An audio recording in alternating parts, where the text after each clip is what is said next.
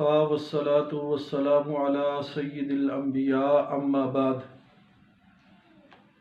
اسلام کی بنیاد 5 چیزوں پر ہے۔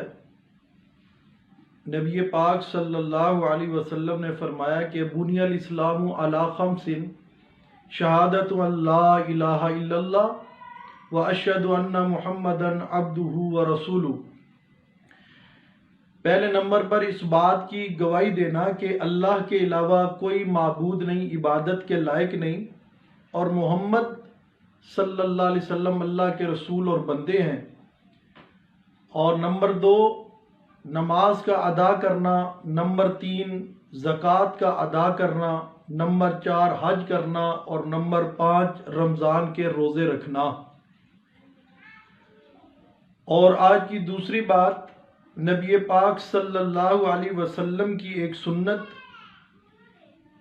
ایک صحابی رضی اللہ تعالی عنہ فرماتے ہیں کہ میں آپ صلی اللہ علیہ وسلم کی خدمت میں آیا تو دیکھا کہ آپ صلی اللہ علیہ وسلم سحری کھا رہے ہیں۔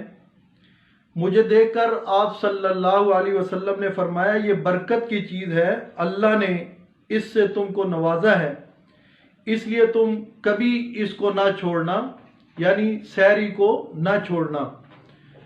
اور اسی طرح آج کی تیسری بات، امام الانبیاء صلی اللہ علیہ وسلم نے ایک اہم عمل کی فضیلت بیان فرمائی، اور وہ یہ ہے کہ رمضان میں 4 چیزوں کی پابندی۔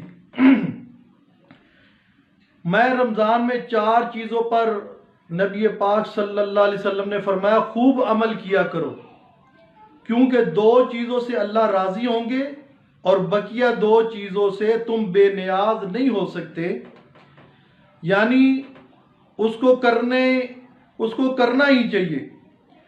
رب کو راضی کرنے والی 2 چیزیں یہ ہے کہ نمبر 1 لا الہ الا اللہ پڑھتے رہنا چاہیے، اور نمبر 2 استغفار کرتے رہنا چاہیے۔ اور دوسری 2 چیزیں جن سے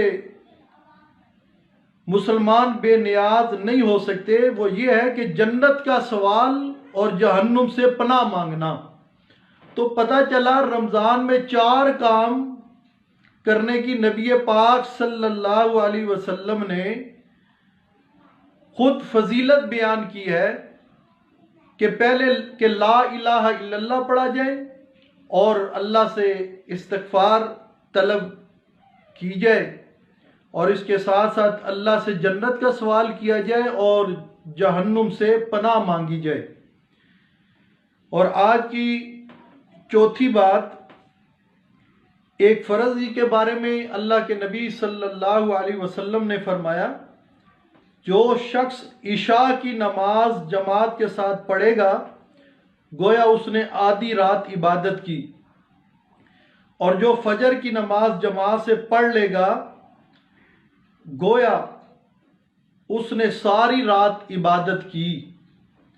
اور آج کی 5ویں بات، امام الانبیاء صلی اللہ علیہ وسلم نماز تراویح کی فضیلت بیان کر رہی ہے۔ ابن ماجہ کی روایت ہے، رسول اللہ صلی اللہ علیہ وسلم نے فرمایا، رمضان ایسا مہینہ ہے کہ جس کے روزوں کو اللہ تعالیٰ نے تم پر فرض کیا ہے، اور میں نے یعنی میں محمد الرسول اللہ صلی اللہ علیہ وسلم نے تمہارے لیے اس تراویح کو سنت قرار دیا ہے۔ جو شخص اللہ تعالیٰ کے وعدوں پر یقین کرتے ہوئے اور اس کے اجر و ثواب کے شوق میں اس مہینے کے روزے رکھتا ہو اور تراویح پڑھتا ہو، وہ گناہوں سے اس طرح پاک صاف ہو جاتا ہے کہ جیسے کہ اپنی ماں کے بدن پیٹ سے آج ہی وہ باہر آیا ہے۔ اللہ کریم ہمیں نبی پاک صلی اللہ علیہ وسلم کی ایک ایک سنت پر عمل کرنے کی توفیق نصیب فرمائے۔ وآخر دعوانا